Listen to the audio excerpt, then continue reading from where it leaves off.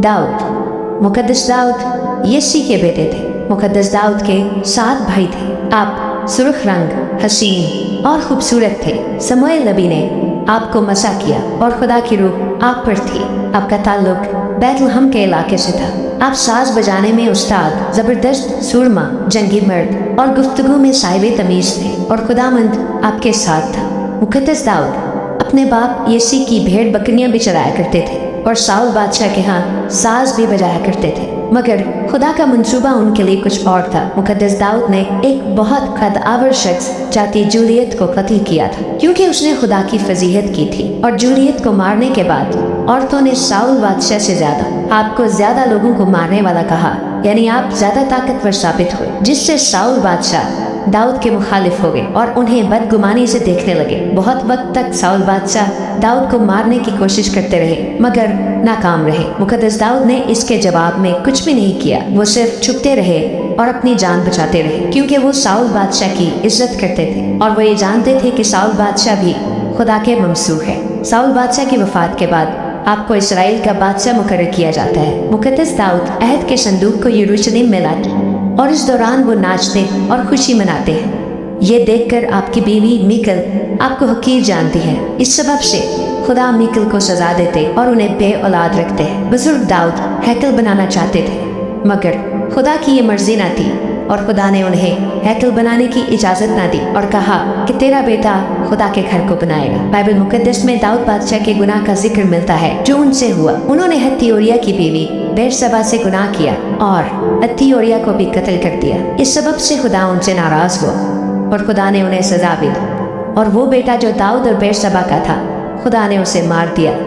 मगर दाऊद ने खुदा से माफ़ी मांगी और अपने गुनाह का इकरार किया। खुदा ने बुजुर्ग दाऊद की सल्तनत को कायम रखा और उन्हें एक और बेटा दिया जिसका नाम सुलेमान था, जो बेरसबा और दाऊद दोनों का बेटा था। दाऊद बादशाह ने अपनी वसीयत अपने बेटे सुलेमान को दी। इसके बाद उनकी वफात हो गई। दाऊद बादशाह ने इसराइल पर 40 बरस सल्तनत की, पहले यहूदा पर और फिर इसराइल पर। नए अहदनामा में यीशु मसीह के नसब नामे में हमें दाऊद का जिक्र मिलता है, यहाँ तक कि यीशु मसीह को बहुत सी जगहों पर इब्ने दाऊद भी कहा गया है। दाऊद बादशाह ने बहुत सी जगहों पर यीशु मसीह की पेशगोई की, जो कि पूरी भी हुई। आपकी हर रोज की रियाजत मजबूत और दुरुस्त है, तो खुदा आपके अंदर मौजूद सलाहियतों को, आपकी जिंदगी के तजर्बात को अपने लिए इस्तेमाल करना शुरू करेगा, बिल्कुल वैसे ही जैसे दाऊद के साथ हुआ। जो उनकी मेहनत और रियाजत थी, खुदा ने उन्हें इस्तेमाल किया। दाऊद बादशाह की तरह जो काम आपके सुपुर्द किया गया है, चाहे वो आपके वालिदैन की तरफ से है या खुदा की तरफ से, आप उसे दयानतदारी से करें, या जो सलाहियतें खुदा ने आपको दी हैं उन्हें सामने लाने से बिल्कुल ना घबराएं। खुदा आपकी फलाखन और बरकत दोनों को इस्तेमाल करना चाहता है, और जहाँ जहाँ आप जाएं खुदा आपके साथ आपकी मदद करेगा। दाऊद की ज़िंदगी से हम सीखते हैं कि अगर आपसे गुनाह सरजद हो जाए तो खुदा के हुजूर आजिज हो जाए और अपने गुनाह की माफ़ी मांगे।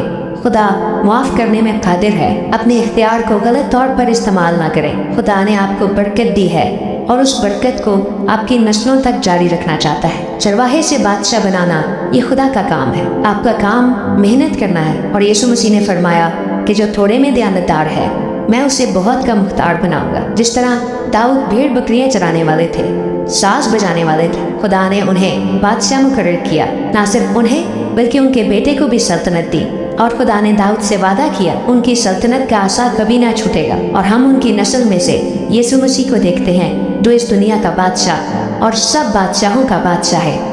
वो सब कुछ करने में कादिर है। आज आप खुदा के साथ वफादारी से चले। खुदा आपकी नस्लों, आपके घरानों पर अपनी बरकत को कायम रखेगा। खुदा उन आपको बरकत दे। आमीन।